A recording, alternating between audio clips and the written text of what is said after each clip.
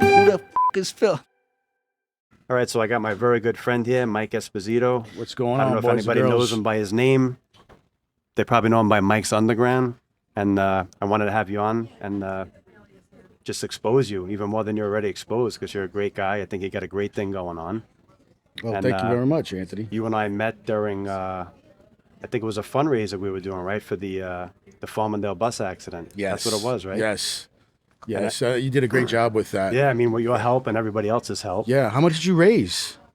Like 150,000. I think. 150. I think it was 147 to be exact. I'll round it off. $150,000. That's incredible. That's remarkable. I mean, not a lot of people could just say they just raised $150,000. But the remarkable part about it is how you got all these pizzerias to be involved. Yeah, it was pretty wild. I mean, I didn't do it myself. I'm a co-creator. I got two partners that helped me, obviously. Right. I can't take the full credit for doing that. Absolutely. But, I did have a lot to do with it. Yeah. I mean, I remember I think we FaceTimed you like a couple nights. Maybe was it the night before? I think, was it FaceTime or we went to Zoom or something like that, or a Zoom meeting? Did we have a No, Zoom we call? were on a podcast. We was doing that. Was that a podcast? Yeah, it was. Yeah, that's right. Okay. Yeah, it was a podcast. We did no, that. No, it was I think it was Instagram, like Instagram, Live. Yeah. Man, you were like all choked up, man. You were like really got me. Yeah, Like, you hit me deep. because you did the right thing. Yeah, you did the right it was thing. Nice. And you did what, 3 of these now, right? Yeah, we did the one for Officer Diller. Yeah. That was the last one. No, the second one we did, and the third one we did was for the those children in West Babylon. Yeah. Horrible. That was a horrible that situation. died in that accident. Hopefully, we never have to do another one. But the real reason I have you here, I mean, besides talking about that, is your business. I mean, your business is Mike's Underground, which I think is an incredible business, and I don't think people know what you really have. I mean, you have a steakhouse. Yeah. And you don't really promote that steakhouse on social media the way you promote Mike's Underground. I don't think you do. You're probably more pushing the pizzeria. The steakhouse, is more fine dining upscale. Yeah. And, a really nice steakhouse. I mean, I've been there with my family. It's absolutely delicious. Well, thank you so much. And then we take pictures of the food. We do some live shot videos of the food and the steaks being grilled. Yeah. With the pizzeria part, I just have a little bit more fun with it, and I do more skits and funny things. Just like what you do. Yes. But you're the master. I'm trying. I don't know how I became fantastic. the master. Thank you. Hey, it just comes naturally. But you have this steakhouse, which is amazing. I'm like, oh, let me see the pizzeria. We walk through the kitchen of the pizzeria, and there's like a door that you would think it's the back door to go like get deliveries. You walk through the kitchen of the steakhouse. Yeah, you walk through the kitchen of the steakhouse. We're eating steak. All of a sudden, I said, Michael, we want to see the underground. Oh, come on, follow me. So we go through the kitchen of the steakhouse. There's another door, like I said, like a delivery door that the trucks would come and deliver stuff. We go through that door, and you basically have a full-blown pizzeria back there. Yeah. Like I think it's every pizza man's dream. Yeah. Because you have a pizza man back there, you have somebody in front of this big computer screen taking orders, and I think you might have had one other person back there. Mm-hmm. And it's quiet.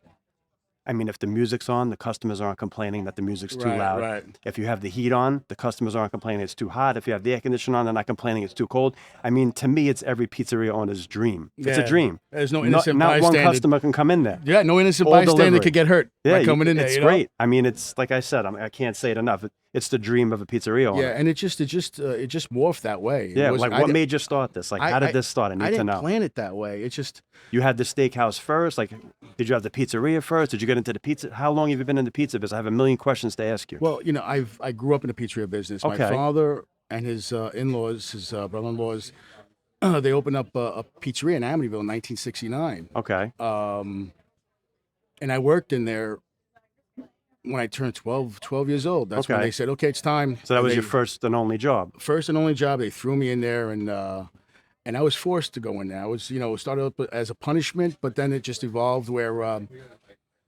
I just picked everything up right away. Yeah. How old were you? You want some wine? Let's have some wine. Oh, yeah, absolutely. Mike brought this beautiful bottle of wine. Machete. Always the guest first. It's a California blend, the best one out there on the market. So how old were you when you made your first pizza? So basically, we used to go in there as kids after church. We had St. Martin's in the back. Uh-huh. And we used to go to church, and for a treat, we used to go, get a slice. Yeah. Cheers. Salute. To good health and friendship. To good health and friendship, and to Phil's. Only in Syosset. Only in Syosset. Thank you. And And just going in there all the time, watching my father make the pizza, or whoever was working, just making a pizza, just watching. I was 10 years old, and actually I was younger than 10. I was actually 9 years old or something. And I picked up a pizza dough, and I just mimicked what I saw. So nobody taught you how to make a pizza. You just watching. From watching. Yeah, just from watching. And I never forget the face on my mother and father. Just like, they were like, you know, looking back now, that look was like money signs in their eyeballs. We got a free worker. That's it. He's going to be punished for the rest of his life. He's punished. And, that encouragement just made me want to do it more. Yeah. And what really got me really going is that I was just making a pizza. So this customer walks in. Two customers walk in. This one guy walks in first, and another guy walks in right behind him. This one guy walks in. He's like, "Oh, Mike, I want a pizza." Not talking to me, my father. It's like, "I want a pizza, but I don't want the kid to make it, right?" It's like, no, don't worry about it. The kid, he's no maker for you. He's making for himself. Don't worry about it, And I'm just finished up, and he's just like, put in the oven. Why not? The other guy comes up to order. He goes like this. You know what? I want a pie with sausage, and I want the kid to make it. Oh, nice. Awesome. And back then, I was like, what? 10 years old. How much was a pie? I don't even remember. $3, yeah, whatever it was. $4, $5. Yeah. For 5 with sausage. Yeah, right. Yeah. So I made it. I was kind of nervous, but I made it. Yeah. It was perfect, right? And the guy gave me a $10 tip. Wow. Back then, $10. That was like getting for a 50. Jesus. For a kid where I had to beg for a penny to go buy a bazooka. Yeah. And that's it. That was my motivating factor. Was it near where the steakhouse is now? It was across the street. Okay, so directly across the street? Directly across the street. That's where we started. We were in Amityville pretty much my whole life. I grew up in Copiague, went to school in Copiague, went to sleep in Copiague, but everything was in Amityville. The business, my church, and things like that. Everything was there. Yeah. So I knew a lot. I grew up in Amityville. I know a lot of people in Amityville. Sure. I never left, and that's where I was. So is that why the pizzeria ended up across the street? Because did you guys like own the building there? I mean, did you have the steakhouse after that? Well, the steakhouse, yeah, and we ended up buying the building across the street. Yeah, and you moved the pizzeria there? No, the pizzeria stayed where it was. So your father had the steakhouse also? So yeah, it was me and my father. We were partners with it. Oh, I didn't know that. Yeah, okay. we were partners in the steakhouse. Yeah. And so just growing up in a pizzeria, I learned everything. And by 15 years old, my parents were going on vacation for 2 months to Italy, and I was 15 years old running the place. And I never forget, Mike, don't forget the grande mozzarella only supposed to be 85 cents a pound. That's okay? it. Don't make sure you don't pay 86. This and that, blah, blah, blah. So I'm like, okay. So I remember they delivering the cheese and everything else, and I look at the bill and whatever, and it's like 89 cents a pound. Yeah. I called up Tony. And this is the Vittorio brothers. That was the name of the distributor back then, the Vittorio brothers. I called him. I was like, "Hey, this Mike, this and that." I was like, "My father said only 85 cents. You got 89." Yeah, but Mike, it fluctuates. It goes, this and that. So come on, it's not in my hands. This and that. I'm like, okay, just the guy's still here. Just take all the mozzarella back with you. And you were 15. I was 15. So you must take it back. You must have heard your father say that at one point in your life. Take it back. Take it back. But Mike, it's a this and that. Take it back. I can't. 85 cents. Yeah, my father's gonna kill me. Forget it. For 4 cents a pound. So Anthony was just like, Mike, just leave it there. Okay, 85 cents. You got it. He probably lost money, because yeah, he now probably took the money out of his pocket because we do know now that cheese does fluctuate. It fluctuated too much. And plus, on top of that, cheese, as I learned, is really a lead item for any distributor. They don't make a lot of money off the cheese because it's just it's really expensive. So once you go in there for cheese, they're able to sell you other things. Yeah, I'm sure there's a little kickback though. Yeah, of course. I'm sure they get little rebates here and there. So that's where I learned everything in that pizzeria. I learned business. The facts of life, the facts of everything. People, the attitudes. It just gave me an insight at an early age of people's attitudes and just all around, just growing up and not being institutionalized in the school or whatnot. I would just raw. Yeah. I personally think it's a great way to grow up. I mean, my kids all work here. My kids were basically born in a pizzeria, all 4 of my sons. And I really think that them being here has made them such like they're streetwise almost because they see like what we deal with. I mean, I came into the business in my late 20s. You're more fortunate than me. I don't know if I'm more fortunate or you are, but You know what I'm saying? Yeah. You have a little bit more experience, even though we're around the same age. But like, you know, to me, it was like oh my God, this is what I'm in for at an older age. I'm like, I don't know if this is really what I could do for the rest of my life. But Yeah. for the kids, it's a great way to work because you learn so much about the people. There's so many moving things in this business. Like there's always something going on. Something's always breaking. Someone's always not happy, or the work. You know how it is. Oh yeah, no. I mean, listen, I don't care what restaurant you go in. I say this all the time. That guy that owns that restaurant, no matter how much he paid for that suit, at some point in the day, he had his sleeve rolled up and he had his hand in the toilet trying to get something out of the toilet. Because that's what you have to do in It's this the business. truth. It's the truth. You do everything. Chief Yeah. bottle washer, right? Yes, it's insane because you could even have somebody that cuts their finger in the middle of a Friday night rush. All right, you know, go ahead, go get a Band-Aid. You know, the show must go on. Right. You know that. Yeah, no. The show must go on, the show always. must go on. Whatever it is, busy night, whatever it is, you Yeah. just got to take care of what you got to take care of. Exactly. But So, I guess so go that's ahead. Let's hear exciting. about the Victorios now. How did this start then? So, you know, I'm 15 years old working there, and growing up in the pizzeria, you know, I always try to think of ways to get out, Yeah. you know, get out. You know, a couple of times, you know, you have arguments with your family, your father, and I got to go do something else, Yeah. you know. And I went to a couple of different restaurants, and I worked in restaurants. As a 'cause worker. as a worker, just to Okay. learn. And then, you know, I realized that I couldn't work for anybody other than my father or myself when these owners just started barking, go run downstairs, get this, go run downstairs, get that. Yeah. I'm like, wait a minute, that's what I do. You know? I So could do it on couldn't- I could do it on my own family's restaurant. Why would I want to do it with a stranger? So I was like, you know what? I can't work for somebody. I just can't do that. Yeah. So at that point, I knew that I couldn't work for somebody, you know, for somebody. And I just ended up going back to the pizzeria, and for some reason, I had a desire to do something else because I've been in that business so long. My brain was turning to Like almost mush. something greater. Something different, Yeah. just a different. I just needed a challenge because my brain was turning to mush. I've been doing this my whole life. Yeah. At that point, I thought I did everything I possibly could with a piece of dough. You know, I needed a new challenge. Yeah. You know? Little did you know. Right. Yeah. So basically, so I went upscale. We bought the building across the street. It used to be the oldest drugstore in Amityville called Fanamella's. And the building was sat vacant for like 10 years. It was starting to fall apart. The village was just thinking about tearing it down, became an eyesore. And that's when we decided, you know, well, at that point, I was looking for another pizzeria. Like a second location. I was just looking a location for myself. I was looking for a pizzeria. I do my own thing and stuff. And I looked at a lot of places. Then I thought to myself, it's like, I'm going to pick that place up and just do a straight restaurant. I was like, what's the difference? I mean, pizzeria, restaurant, I mean, it's all the same and whatnot. So that's what I did. My life would be totally different right now if I took the pizzeria route. Totally different. Yeah. Totally different. So I chose that route. Was it hard in the beginning, like opening up a steakhouse with the Well, when with we the pizzeria? Because it's two different animals. Let's Right. face it. When we first opened up, it wasn't a steakhouse. It was Okay. Oh, thank you. oh, thank you. I know we got a menu here, but I took the liberty to pre-order for us. Enjoy. Thank you so much. Thank you. Give me a plate. There you go. Not allergic to pasta, are you? I wish I was allergic to food, but looks nice. Looks good. Nice, creamy. This is rigatoni Francesco. nice. Rigatoni, chicken, spinach, and a cream sauce. Nice. Okay. So where were we?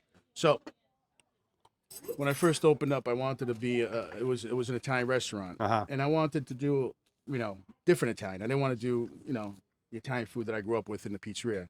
Nothing wrong with it at all. Like upscale. I just wanted to do something different that was, you know, a bit out of the box. Instead of pizza and calzones, you want to do, Right. chicken scallop, So different stuff. So the chef that I hired, some of his recipes, some of my recipes, we got it going, and it was and you know, we had the bar area there where at the pizzeria we never had a bar. Basically the same setup the way it is now. Exactly the You way walk it is in, the now. bar's right there. Everything's right there. And the first night we opened up, I got my ass handed to me. I got Busy. my balls Really. cut off, and that's when I knew that I didn't know anything about the restaurant business. I'm like, holy shit. I was like, this is a totally different animal.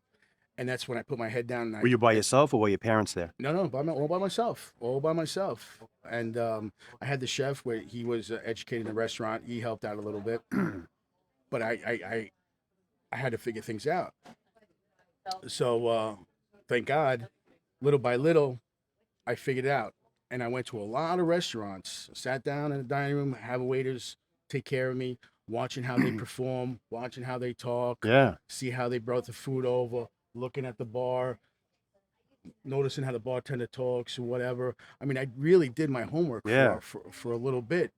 And then I kind of like Frankensteined it and picked things that I liked from places and things I didn't like, and noticed what I was doing wrong, and I just took the things that I thought was right. Like at first, when I first opened up, the waiter was kneeling at the table to take an order. Oh, I hate that. Yeah, Oh my God. I went out and I saw a waiter kneel, and I was like, I don't like that. Yeah. You know, a bunch of things, and I just tweaked a lot of things up, and then I went forward. Was the pizzeria still open at this The point? pizza was still open at that point. Okay. Pizza was still open at that point, and we're doing good now. Now we're doing good. Got the people, they're coming in. You know, I had something to prove. Yeah. I had something to prove. Get some shoes to fill. I had this big project, and I wasn't gonna let it fail. I had something to prove, you know, and I just moved forward. And the maitre d', the manager I had at that time, he came from a steakhouse background. Now, believe it or not, I never really been to a really true steakhouse. He brought me to my first true steakhouse in Manhattan, Smith & Wollensky's on 2nd Avenue. Near and dear to my heart. He wanted to show you like how they operated. Steakhouse. We were talking about steaks and this and that. Yeah. And we just went. And I ordered my steak well done. He must have looked at you like you had 10 heads. And now at this point, all the managers are coming to the table. It's like, hey, listen, you know, try it. You sure you want it well done? Medium, at least to the, you know, we put a lot of care into the steak. We dry age it, this and that. It's prime. Please reconsider. You know, we'll make it well done, but you're gonna. Well, I'm like, all right, I'll take it medium rare. Chef's choice. Yeah. Medium rare. I took it, right. The best steak I ever ate in my life. It was no blood. It was dry aged. And the simplicity, and I went back like 2 or 3 times after that, the simplicity of the menu, of the service, but the food itself, the steak, the wine, the atmosphere, the people, the clanking of the glasses, the expensive wines, it's electric. the scotch. It's electric. I was like, wow, this is so great, you know? So there was no Google, there was nothing back then, so I studied how to dry age meats. Once I got it down, because I know there's other butchers that dry age the meats for you. A lot of these high-end steakhouses, they already get it but I do it myself. So then I picked a day out of the week, a Wednesday, right? And I didn't call it steak night. I called it the Steakhouse at Vittorio's every Wednesday. So what I did, I took every single cut of meat that I dry aged, right? All the traditional sides, whatever little Italian things also. And we had a separate menu. We had all the raw meats cut on a platter, covered with, you know, wrap, and we would bring the whole tray to the table. That's cool. Yeah, that's something that Morton's does, and I picked it up from them. I stopped doing that. It really didn't need to do that. And what happened was Wednesday became just as busy, if not busier, than a Saturday night because of the steaks. Because of the steaks. It was insane. Yeah. That's it. I totally changed the name of the place. You know, to was Vittorio's Italian restaurant and wine bar. Yeah. I just changed to Vittorio's Italian Steakhouse. Revamped the whole menu, put everything on the menu, and that's how Vittorio's Italian Steakhouse was born. You just answered a question for me. I was going to ask you like why you had certain Italian items on the menu, because that's what I really liked about your place. You have the steak, and then you have these pasta dishes, you know, that you would see at like a traditional Italian restaurant. But you had it there, which I thought was really cool. And we did have some pasta that night when we came. Yeah. I like that. Yeah. No, it was nice seeing you guys there. And you know what? Little fun fact. I don't mean to blow my own horn. I don't even know if you're tooting your own horn, but you can blow it as loud as you want. I was the first Italian steakhouse on Long Island. Yeah. And then everybody followed suit. True. Followed suit, you know? I mean, who else is there really? There really isn't many other places around, really. I got a few places. Nothing on your level, though. That's what I'm saying. I don't know. It is what it is. But I wish everybody luck, and I have respect. as you do. We love everybody. With everybody in the industry because we all go through the same shit. When you work in this industry, you Yeah. you know, you have to love each other. You don't have to, but I do. You know, Yeah, you should love each other. Yeah, you should because we go through the same Yeah, shit. we're all chasing the same dollar. We all change to the same dollar, and plus, on top of that, when there's a new place that opens up near me in Amityville or something, people come in and say, "Oh, you got some competition." Nope. And I was like, you know what? I was like, Plesser's in an appliance store here on Long Island. Plesser's and PC Richards, they're competitors because they're trying to sell the same Whirlpool to get your business. Yep. The same product. Okay. Yeah. Anthony of Phil's has his recipe, and Mike at Mike's Underground or Vittorio's has his own recipe. You can't compete with somebody's recipe. It's either you like it or you don't. That's true. Coke and Pepsi, you take the challenge. Yep. So I don't consider that competition. You got a choice. Somebody likes it. Listen, I tell people all the time, and I think I've said this before. I don't even know if I said it to you, but I've never had a bad slice of pizza my whole life. Right. I just think it's everybody puts their little twist on exactly. pizza, and it's good. I like it. I agree. Every pizzeria is a really good pizzeria, especially when you know how much work they put inside there. Yeah. And that's why for me personally, ever since I was a kid, we never put coupons out. We never put, Wednesday never. My father always says, I work so hard. I gotta give away the money for free. You kidding me? If they want it, they buy. If they don't want it, they don't buy. Yeah. I agree. And that was it. And you know what? If you want to give somebody something, give it to them from the heart. Right. Hey, you want? Yeah, take a soda on the way out. You know what I'm saying? Here's a piece of cake, or here's an appetizer for free. We took care of the people that took care of us. And that comes from your heart, not from a newspaper. Exactly. Hey, here's a 6-pack of beer. Hey, have a good day. Whatever. It's right there. Yeah. It took place right there. You don't have to put it in a newspaper.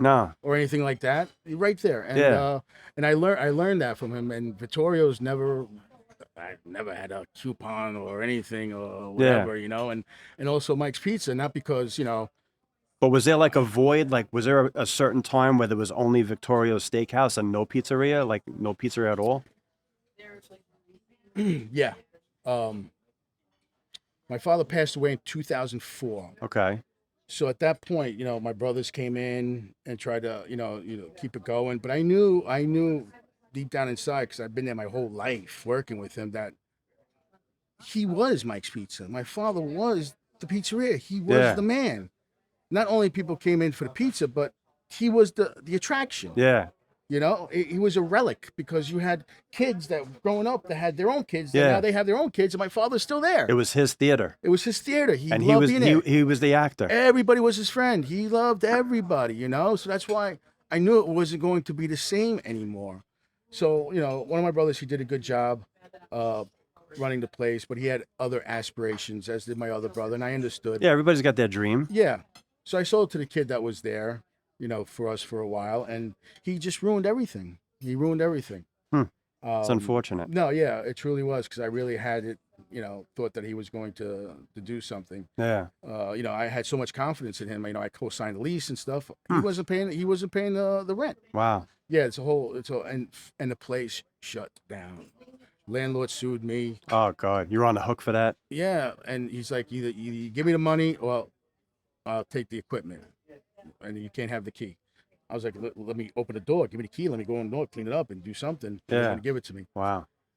So I wasn't gonna give him that money because I knew the equipment in there wasn't worth that much. Yeah, once it's used, it's really not worth anything. And I knew to I anybody. was still busy with Vittorio's, and I couldn't get in there. I let it go, and it hurt me so bad. It hurt me so bad because my old man gave it to me. Yeah. To bring it forward, and it's a place where you started. Yeah. A lot of memories. Yeah, it's a new place in there, and not a pizzeria. It's a taco type of place in there now.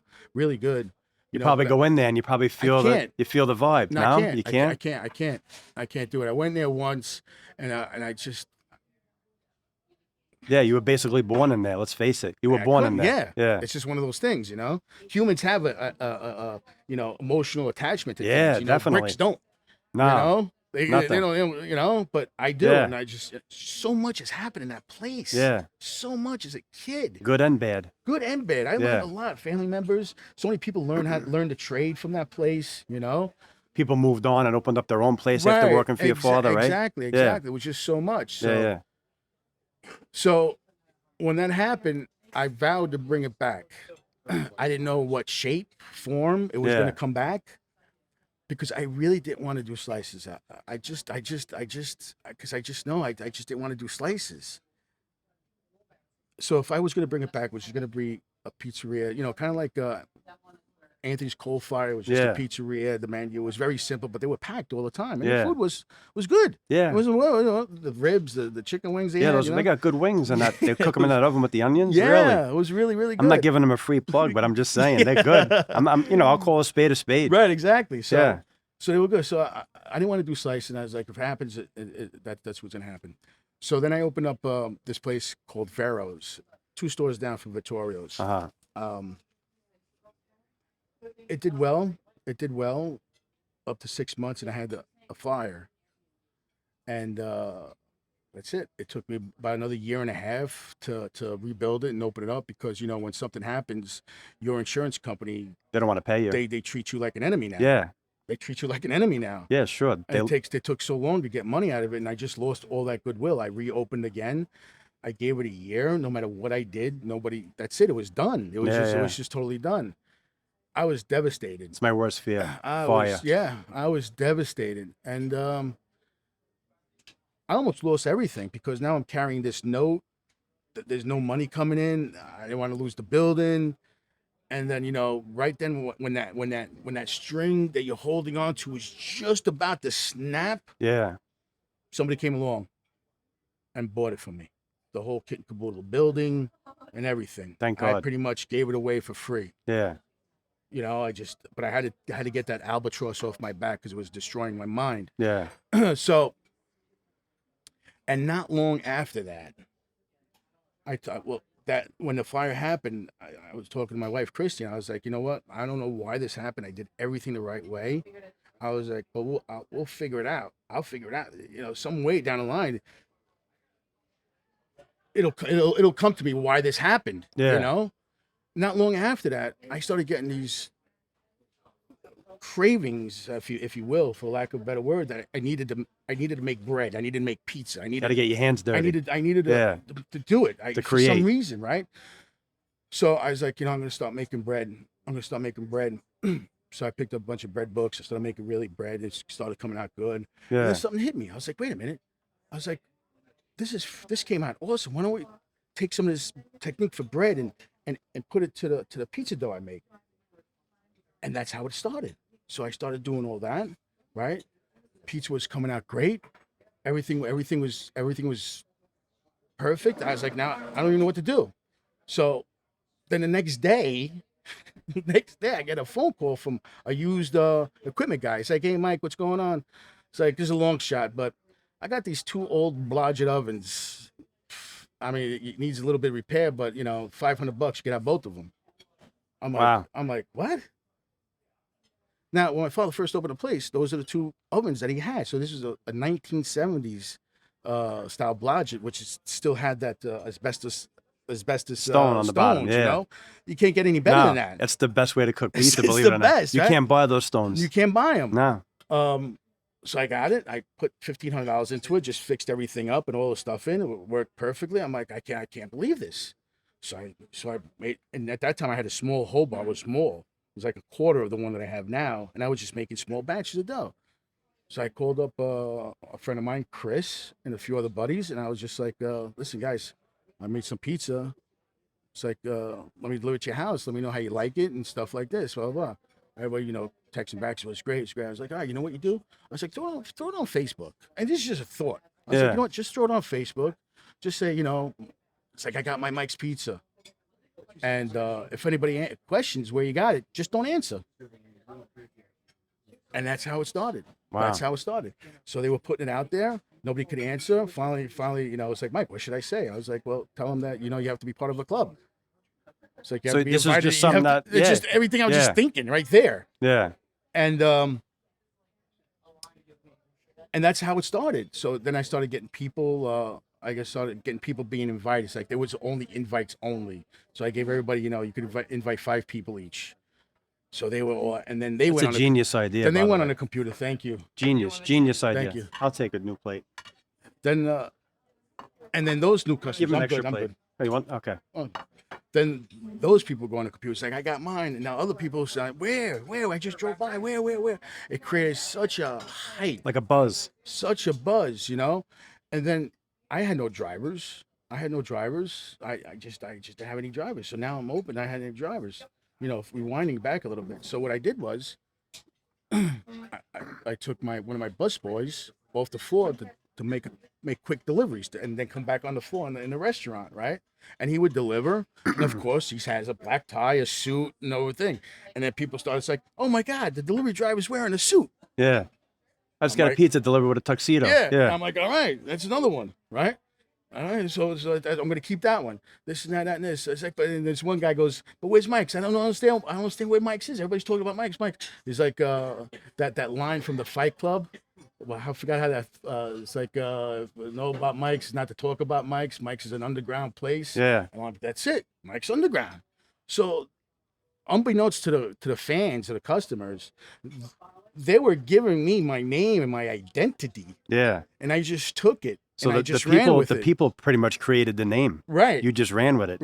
That's great. Right. But I think it's a great concept. Really. Yeah. Amazing concept. And it worked out. And it worked out well. And I did this in 2017. Wow. 2017. So I guess 8 years later. Right before you know? COVID too. It was almost like perfect timing. And everything I was doing. And that must have carried the steakhouse during COVID. Like not carried it, but like helped you out. Everything I was doing at Mike's Pizza, Mike's Underground, I would meet him at a spot and drop off the food.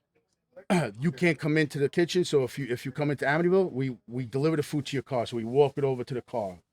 So we were doing all these things, and then when COVID came, what I was automatically doing what I was You were doing, what prepared for everybody was COVID, doing yeah. now. Curbside. Yeah. It was just so wild. You were the pioneer of curbside. It was wild. See, we live in a simulation. I swear to God.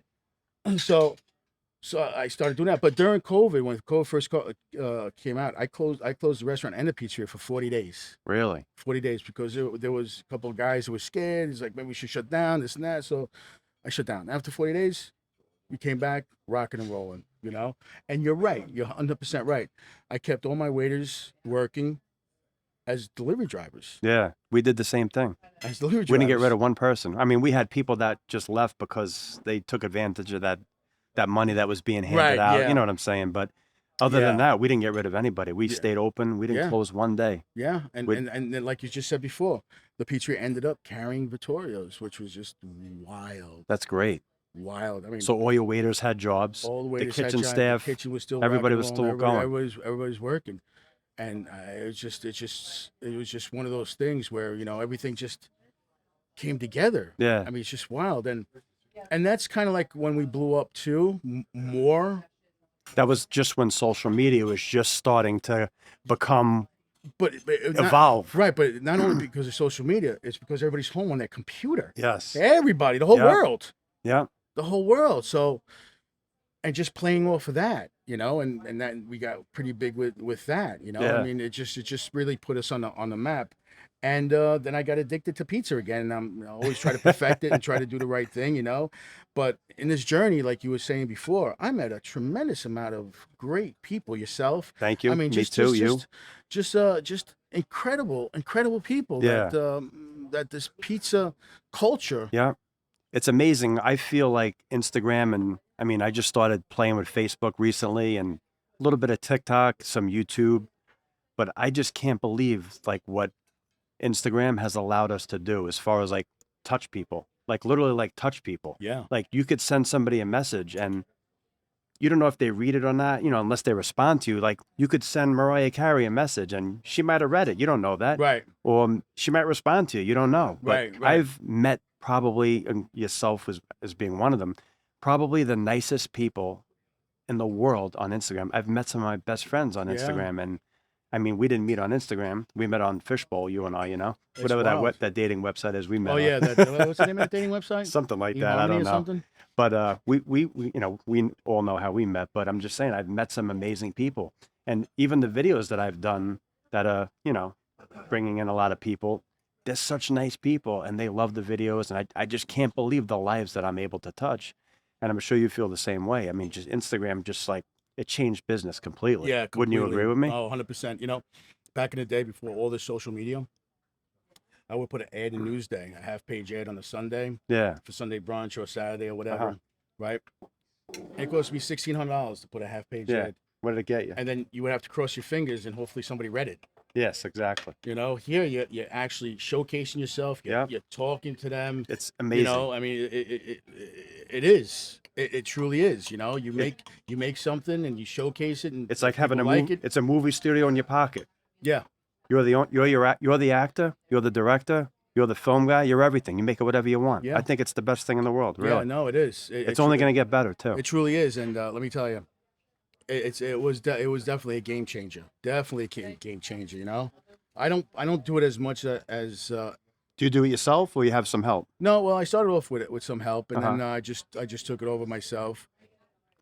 But between Vittorio's and Mike's, I do need somebody to help me. It's a lot of work. It is. Oh my God. Just to post it for me. You know, I could film the stuff. Just, Yeah. I can't. You know, I like work. You have to be involved. You know, I mean, my camera guy, his name is George. Great guy. He does a lot of film work for you know, this HBO series and Desperate Housewives. So he does a lot of his work. And when he's got, you know, it's not working as much, he comes over, we bang out a couple of skits or whatever he's got to do. Put them in the bank. Right, you know. And then I just actually hired somebody now just to, you know, maintain it and post and answer. I just did the same thing. I just hired somebody for the first time, Yeah. and I'm sending them like 5-6 videos a week, maybe, maybe more. And they're just posting them and answering DMs and responding on comments. But I still feel the need to grab that phone Mm-hmm. because I feel it has to come from your heart. Right. It's Which you just still do. It's such a personalized thing. Mm-hmm. You know, you have to because Yeah. the people demand it. And when I make videos that aren't like my normal video, I get comments and DMs from people like, "We need more cursing." Like they're demanding me to curse more. It's just So that's how bizarre. So that's how it started, like that. You know what? I did my first video probably in June. So what, like 6 months ago? I had like 10,000 followers. So I was like, you know what? I'm going to do a video. I have this other guy, Anthony, that works here. Great guy. He's my right-hand man. We got a few Anthonys. He's one of them. So we make this video of me putting a slice of pizza in a bag. And he comes up to the counter saying, "My slice was to stay, sir." And I said, "Did you tell me that when you ordered it?" So he goes, "Yeah." So that ain't your fucking slice. Go sit back down. I'll call you when yours is ready. Oh my God. This video went ballistic. Ballistic. That my wife is so mad when I did it at the time. She's like, "Oh my God, you're going to ruin the business, this and that." But it ended up working out that here I am today, 6 months later, 120,000 followers on Instagram, 63,000 on Facebook, 20,000 on TikTok, another 1,500 on YouTube. YouTube you should do. YouTube's hard to get followers though, because people actually have to subscribe to that. Yeah, they do. And you have 1,500. I just actually, I just subscribed to yours. Yeah. I was like, oh wow, look at this. You got a lot of views on there too. A lot, yeah. Yeah, it's really I'm in the nice. millions. I mean, really, I'm getting recognized everywhere I go. I'm sure you do also. You're Mike from Mike's Underground. Hey, What's up? But it's a Hey. great feeling. Let me tell you, it satisfies me. And I really feel it. I said it before. I really feel it like filled in like a void in my life. Like there was something missing because, being in the restaurant business and the pizzeria business, I mean, you have the double-edged sword. You have both. We are working our asses off like Yeah. nonstop, 24/7. You're sleeping, you're thinking about the business, and you're probably just like me every single day. How could I better my business? How could I make the place more successful? Oh, yeah. How could I provide more for my family? And then the family thing, you want to be with your family as much as possible. But this place and your place, it consumes you. It pulls you in. I mean, how many things have you missed in your children's lives? How many things did you have to tell your wife that you couldn't do? Yeah. Or you showed up late to? It's Yeah. it hurts. Yeah. And this is why sometimes the customers walk in and, you might have that mug on and, Yeah. like, I went to the pizzeria last You- night. The guy had some face on. Yeah. Meanwhile, my son's graduating middle school. Little did you know, I'm over here trying to serve you a Yeah. slice of pizza Yeah. that you asked me to cut in half. And the one half was too big and the other side was too small. Yeah. This is what's going on in our I know. lives. You know what, Anthony? To me, it was kind of like not so much, missing my family and stuff like that because I was put to work in such an early age. Yeah. Right. My father used to take me out of school because somebody didn't show up for work. Wow. He used to pick me up, and and it started in junior high. Won't tell your mother. Yeah. All right, well, what if she comes to the freaking pizzeria? Right? All right. And it didn't stop up until, high school. They take me out. It's like, yeah, there was what's his face didn't show up and we need to because he'll be busy. All right. Yeah. So I was and I was so embedded in the pizzeria business Yeah. with my father. I didn't go to no prom. I Really? didn't go to no ceremony throwing my hat up in the air where I just Yeah. graduated. I didn't go to no parties. I was working. I was always working. So You were used to it. I missed all that. Yeah. I missed all that. Now, as I got older, before I got married, I was already established. I had a house. I had a business. I had everything. Now, it's up to the person how they want to run their business. So either they run the business or the business runs you.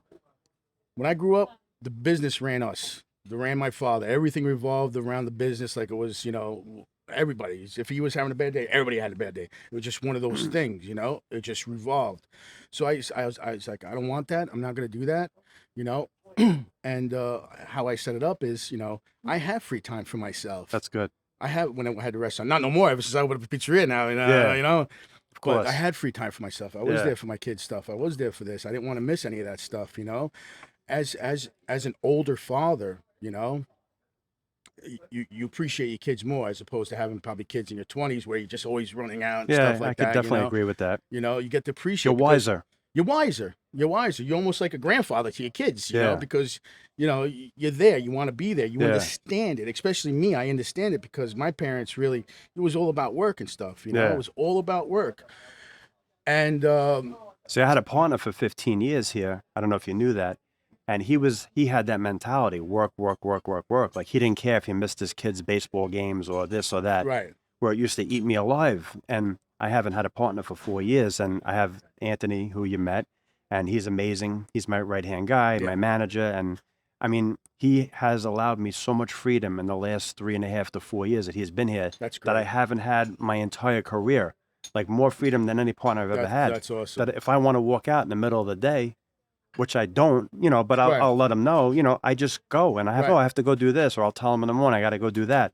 Yeah. I don't have a set day off, but like I have a lot more flexibility, which is Right. great. My God, if I would have had this guy 15 years ago, forget, I wouldn't have one gray hair on my head. It's perfect. See, my old man came with the mentality to this country. Well, my old man was his family were fishermen. Where are they from? What part of Italy? Naples. Oh, wow. Naples, Napoli, Italy. They're the Provincia di Napoli. The birthplace of pizza. Birthplace of pizza. Yeah. Like Raphael Esposito was the inventor of pizza, and it's my cousin. Yeah, I'm they Michael invented Esposito, they invented the right? telephone. The telephone. Yeah. And his family was fishermen, so they were very poor. It was just after the war. They were really poor. So my father did odds and ends, helped with the family. He actually worked in a bakery too in Italy. But then, because it's a waterfront community, everybody worked on ships. Everybody was a merchant marine, right? So my father was working on a ship at that time, merchant marine. So he was working there for 2 years. Then the ship made its way to Baltimore. My father had a bunch of friends up in Brooklyn with pizzerias and restaurants. So what did he do? He jumped ship, never to go back on that ship. Made a beeline up to Brooklyn and worked in a pizzeria for about 2 years, a restaurant for about 2 years, dishwasher, then making pizza, then this and then that. And then immigration comes. Immigration. Really? I don't know if you know, but growing up in a pizzeria back in late 70s, early 80s, it was commonplace where immigration would come in, Oh, wow, I flash didn't their know that. badge, get a gold badge, never forget, Hmm. flash a gold badge. Immigration, we had Jose in the back, called him Joe, and we had an intercom, and it was like How fast was he running? It was fast. It was very fast. My father would say something in Spanish, he would he would be out of there, But yeah, that was commonplace back then. So my father got caught. And he's like, Mike, even though I got caught and got sent home, I was working like a dog. Those 2 weeks they locked me up. Probably needed it. It was the best fucking vacation. He had a vacation. Eating There you three times go. a day, watching TV, and then finally it was time to go back home to Italy. Now what are you gonna do? Yeah. So at that point, he went to Italy and he met my mom.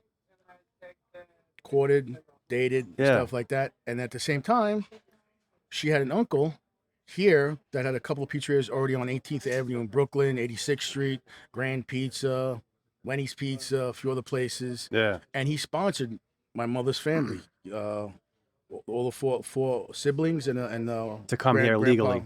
Come here. They got off the plane, and right there, as soon as they went inside, they had all their green cards and Social Securities waiting for them. That's great. As soon as they came here, they settled on Court Street on Columbia Street, downtown Brooklyn, Red Hook, whatever you want to call it, Cobble Hill. I mean, it's got so many different names now.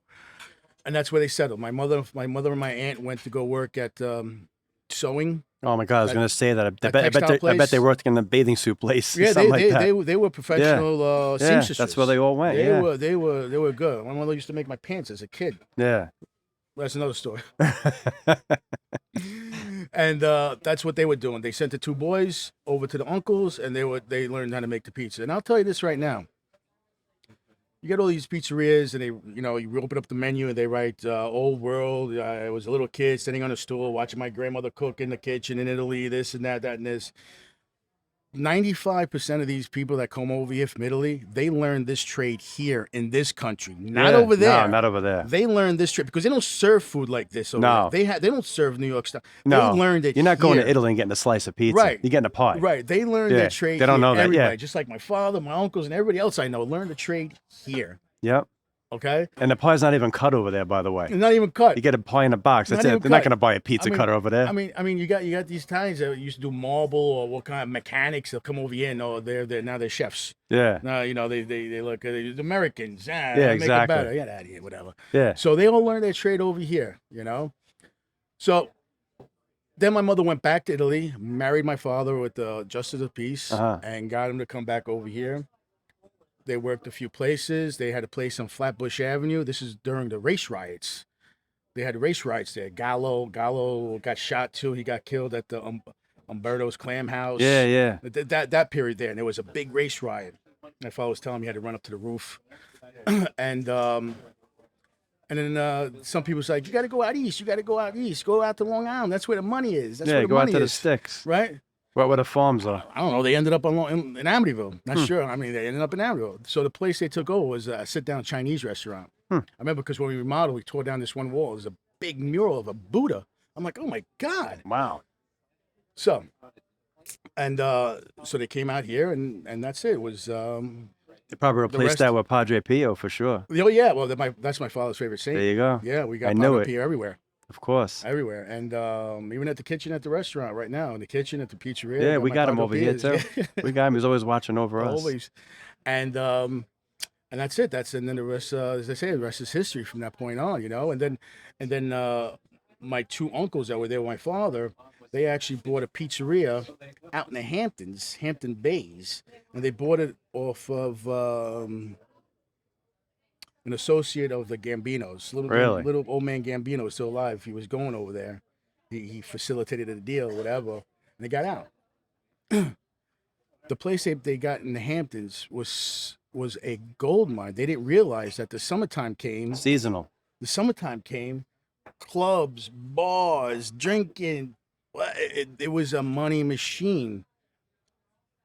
I had to work out there a couple times to go help them, and I was working a night shift, 5 in the afternoon to 5 in the morning. That's how long I was working for.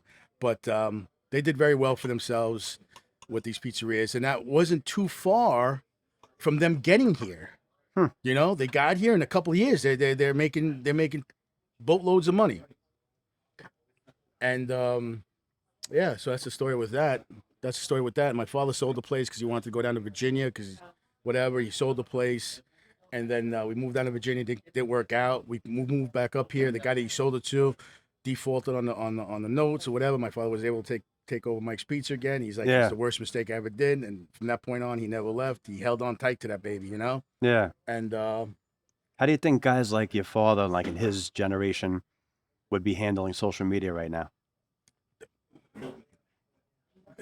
Not good at all. I mean. Because they were characters, those guys. Yeah, Let's face it. Yeah. Funny guys. No, my father, hey, get that phone out of my face. He wouldn't know how to do the phone. He wouldn't even know how to do any of that stuff. Yeah. He was just, And, you know, he would have. I think he would have been 85 right now. You know, I mean, he would have been very, very old. But he was a funny man. He was a comical man. He was. Yeah, the Italians are very funny. Everybody I mean, here loved we him. are. We're Yeah. funny. Funny how? Yeah, you know, funny looking. So yes, and yeah, everybody loved the freaking guy, man. I miss him immensely. Every day I think about him. Sure. Every day. Terrible. He should have been here. He should I have mean, been listen. here. He shouldn't have fucking died. Let's face it. If your father was here right now, how proud would he be of you? Oh yeah, definitely. Really? You know, he saw 2 years of Vittorio's running, so he was like I said, I had something to prove, Yes. and that was the man I know what you're saying. You know, Maybe he was the guy that sent you those ovens. You ever think about that? and that's what I told my wife Christy. Like I said in the beginning of the conversation, like we'll figure out why this happened. Yeah. I got that craving, that thing that I needed to make dough and make pizza, make bread, Yeah. and it was him. Because originally, before I opened up that restaurant, Vero's, it was called Vero. It was supposed to be Mike's Pizza. We were going to take it and move it across the street. The reason why I changed it is because I just felt like I didn't have the right help at the pizzeria to leave them there. And you didn't want to leave that name. Right, exactly. You So probably felt that it wasn't going to. So the reason why I opened up a restaurant is because everything's just contained in the back. All the food's coming in the back. I don't have to worry about 2 kitchens and you know who's standing behind there. And you know, I just didn't. I just know what it took, and I didn't go that route. I went this route, and I think the old man says, "Listen, this is gonna hurt for a little bit, but this is the route you got to go." So he burned the place down, and next thing I know, I get this urge. Next thing you know, I'm making pizza. Next thing you know. His ovens came the to you. oven comes, and this and that, and I'm just like, wow, okay, this is what he wants me to do, and that's the reason why Yeah. all that bullshit happened is because my old man was like, listen, That's great. you got to go here. This is where you got it. This is where you're gonna belong. Okay, Yeah.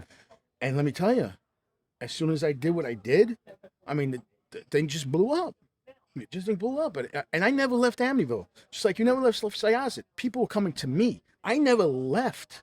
You're still there. I'm still there. I never left. You know, and I got to know all these great people. You know, all these great people. You, I say the same thing all the time. It's not like even the money that you made because, you know, it's not what people think, but the relationships that you make in this industry. Right. Oh my God. Right. Lifelong friends I've made. lifelong friends. And you know what? If you know me, I really don't care about money. Yeah. It's just paper. It's just a byproduct of your love, of your Yeah. passion. It's a byproduct. Yeah. It's just a byproduct. I don't know. I was like, Chrissy, how much we make this week? I don't like it. Yeah. You know, it's just like one of those things, you know, but I know we're doing well. People are happy. Yeah. And, you know, I could just see it, you know, and, I hate to say it. Thank God that place fucking burnt down, even though it's Yeah. still low money. You know, I look at a guy like you working in that industry your whole life, you know, your father was in the business. Like I look at like myself, like talking to like one of my kids almost like, you know, moving Right. forward. I mean, listen, I wish your dad would have lived much longer and Yeah. I hope I live forever, but I mean, he was a chimney smoker. but I'm thinking in my brain, like I'm literally having a conversation with one of my kids right now. Ah. Literally one of my kids, like Right. just growing up in the business. And I mean, I haven't taken one of my kids out of school yet. Well, but my son is home from college right now and he is here 24/7 with me, which is absolutely amazing. Yeah, that's I mean, awesome. if it wasn't for him, I don't know where I'd be right now because, you know, Wow. it's been crazy, really. Yeah. But thank God he's here with me because Yeah. really I'd be in the weeds right now without him. Yeah, no, I think as long as he shares the same passion you share, that's the Yeah. that's the magic right there. And you know what? You learn from your parents. You know, I'm sure you're Yeah. a ditto of your father. Yeah, You know? I haven't stopped. From 15 years old, 12 years old to now, 53. I haven't stopped. Yeah. All right. I have friends of mine that who became cops. They retired. Oh, doing yeah. this, Hanging hey, out. Mike, why don't you take some time off? You know, you've been Yeah. what am I gonna do? I know. I ain't gonna fucking stay home. Yeah, wanna stay I know. home. I know because I have so many people that I'm friends with, you know, that are retired or ready to retire. Right. I'm looking at these guys. I'm like, how could you even thinking about retiring? Like, I can't wait till tomorrow to get out of bed and come here. Listen, that kitchen at the restaurant at the pizzeria, that's my man cave. Oh my God, that's my church back Yeah. there. Yeah. I go to work and that's where I calm down. Yeah. Like, Because you know what? I'll go home and I'll take my shoes off and I'll put them right by the door. And my wife will be like, oh, why'd you put those there? How long are they going to stay there for? But you know, when I come here, when she's not here, I could put that there. Nobody says nothing. Nobody says nothing. So this is my man cave also. You're the king. Sometimes when she's not here.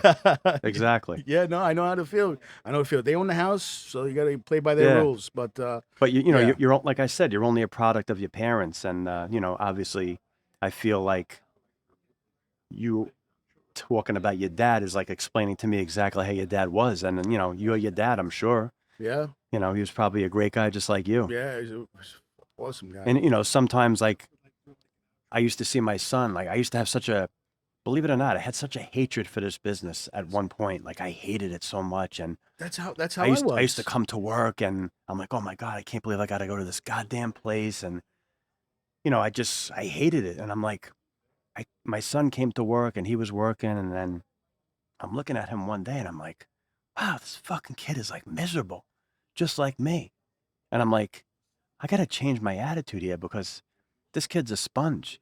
And he's sucking in my energy. Yeah. You know, and I got to really change. And I completely did a 180, and I just learned to love the business. And I just, I did it. And, you know, now I see him getting a lot better. But like, I don't want this kid to be miserable like I was. I don't even know why I was miserable, because I was going through COVID. My partner had left. It was just, I was absolutely miserable for such a long time. And thank God I'm here today. And, you know, social media, like I said, it gave me like an outlet. Yeah. Almost to like showcase my craziness. And you're right, you know, when I got back into the pizzeria business and started the Instagram and everything else, what made me happy is that I wasn't the only miserable pizza guy out there. No, we were all miserable. We were all fucking miserable. But we never man. hung out. That was the problem. Right. We never got together. Right, exactly. So, you know, and then coming together with everybody that's fucking in the pizzeria business that was miserable, we're all happy. Yeah. We're all happy. We're really passionate about what we do, and we're really happy. So now you make all these friends, and now you want to do better. Yeah. You I know? mean, listen, if you're friends with everybody, you never have to look over your shoulder. Right. I mean, exactly. you still got to be careful, because there's a lot of people out there with some bad intentions. You know, people take advantage of you, but you know, 100%. You know what? Even people who do reviews. Yeah, I mean, you know, on these sites, you know, they oh got my bad God, intentions. they got But you know nothing what? else to do. At the end of the day, you know, you got to grow some thick skin, because we are in the criticism business. Yeah. It doesn't matter whether it's good or bad. You know, we're in the criticism business. Yeah. Criticize that the water's too wet.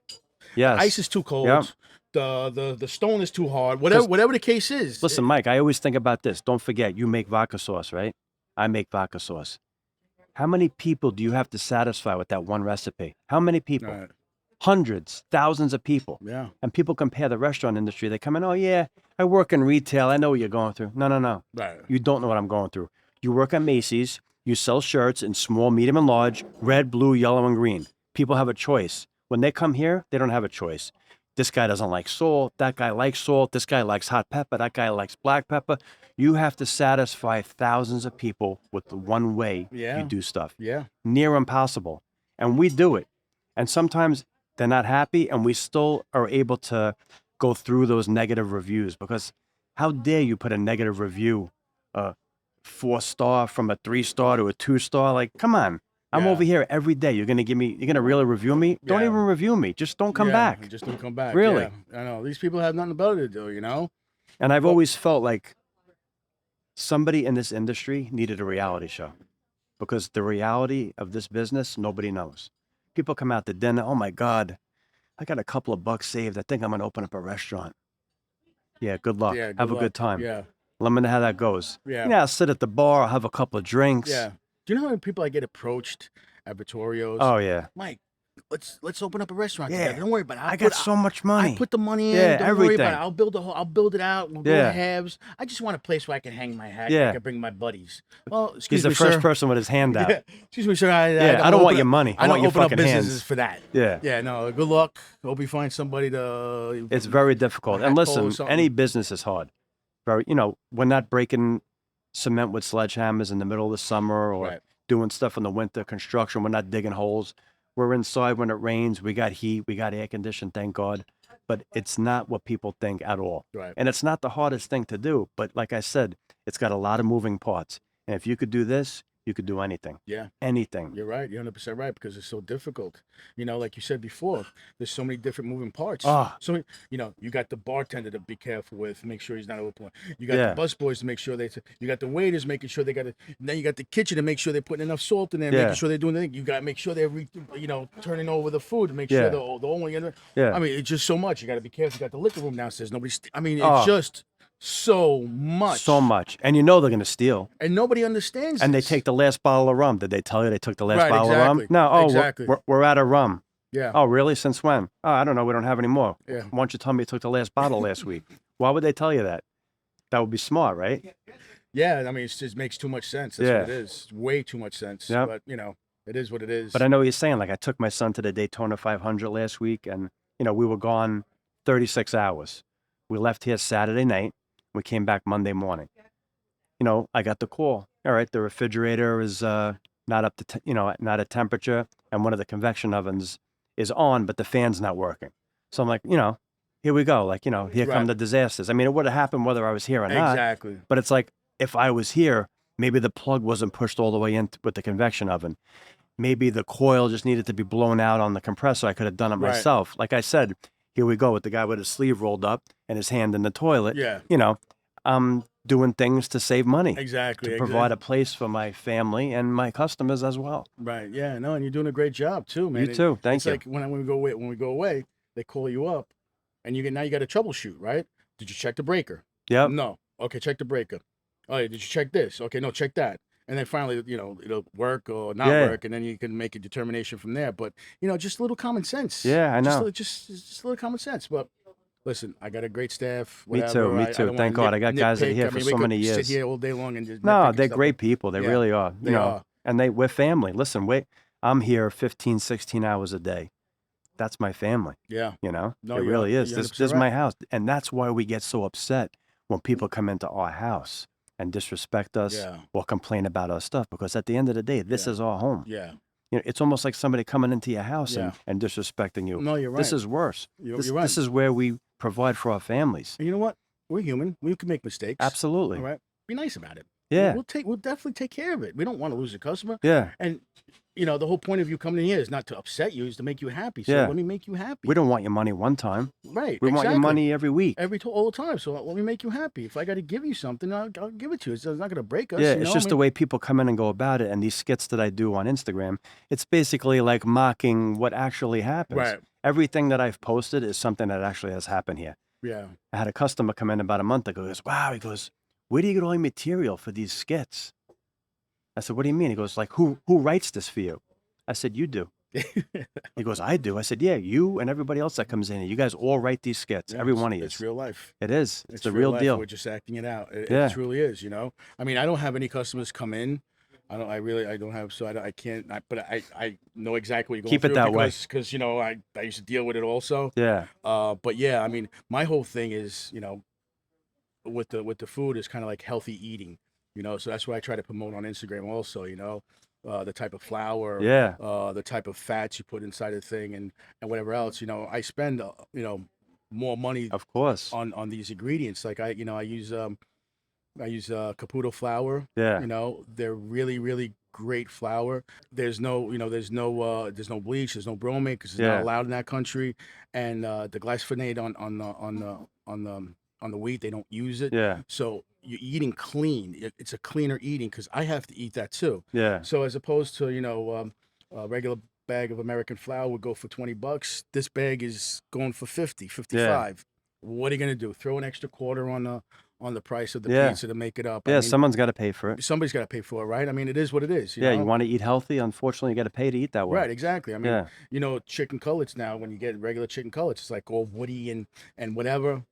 I pay $6 a pound for the better one. Yeah, you gotta get the better because I ones. got to eat it too. I mean, but people see this. They see it. So Yeah. a lot of people is like, as long as the food is good and whatever, I don't mind paying for it. And those are the people that I attract. Exactly. I don't want the coupon cutters. I don't. No, I don't those are the want- people you want. Oh, You want good people. Oh, Like, yeah. You want people that understand that Quality. you're giving them better stuff and Right. they don't mind paying for it. Right, Those are exactly. the customers that you want. exactly. You have people going like, how much for that? Well, I could go down the block and then go down the block. Yeah.